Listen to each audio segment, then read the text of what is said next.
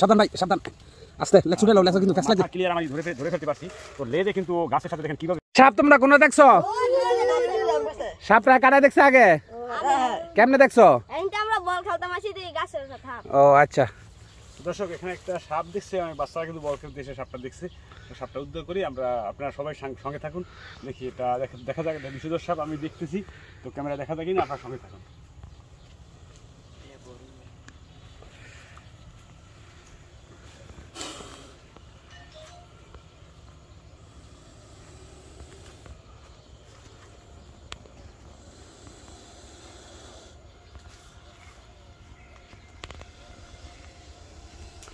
সাবধান হইতো ভাই।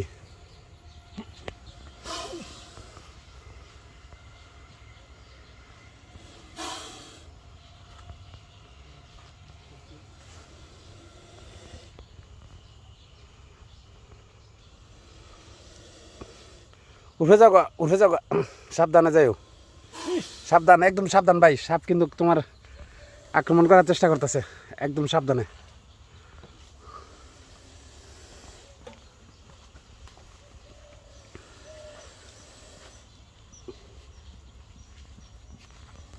কারণ কারণ ভাই কি সাপ এটা?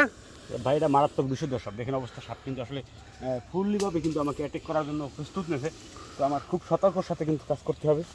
ও আমাকে আমার দিকে অ্যাটাক করে বসে আছে।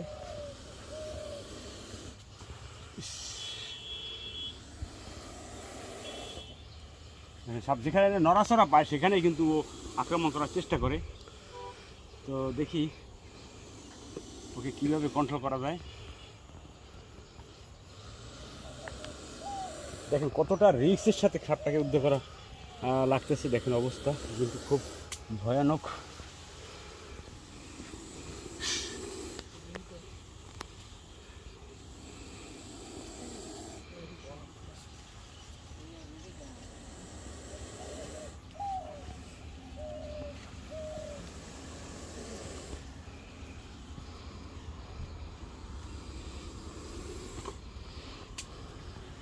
দেখেন যেদিকে নজর পড়ে সেদিকে কিন্তু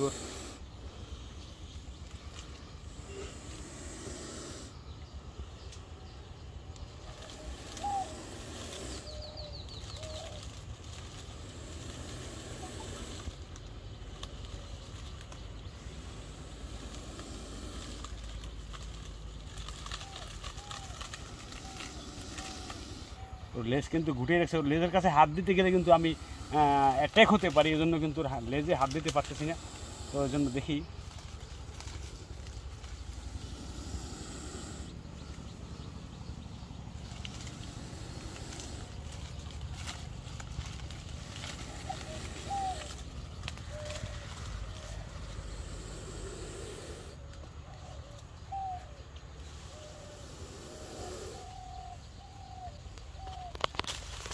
সাবধান ভাই সাবধান, আস্তে লেজ ছুটে লেজ কিন্তু ফ্যাস লাগে। ক্লিয়ার আমি ধরে ফেলতে পারছি। তো লেজে কিন্তু গাছের সাথে দেখেন কিভাবে পেজ দিয়ে আছে। ওকে এখন লেজ ছুটাতে হবে, তারপর ওকে নামাতে হবে। ও খুব ডেয়ারিং সাপটা, কিন্তু দেখেন অবস্থা। দেখেন কীভাবে ও লেজটাকে গাছের সাথে পেঁচিয়ে অ্যাটাক করে আছে যে আমার দিকে, যে ওকে আমি ধরতে না পারি। ভাই এটা কি সাপ? ওরে ভাই এটা মারাত্মক বিষধর সাপ। এই সাপে যদি কাউকে সবল দেয় তাহলে যদি 100 মিনিটের ভিতরে ভ্যাকসিন দিতে না পারলে তার নিশ্চিত তার মৃত্যু।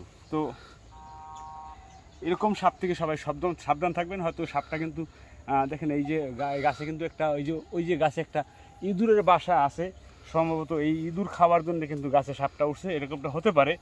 তো এই বর্ষা মৌসুমে কিন্তু সাপের উৎপাতটা খুবই বেড়ে যায়।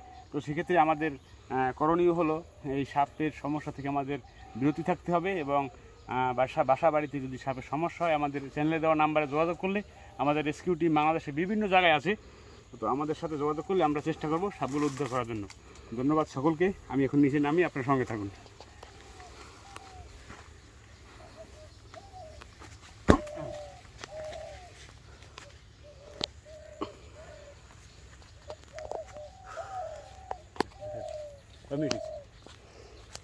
ও বাবা লাগবে না।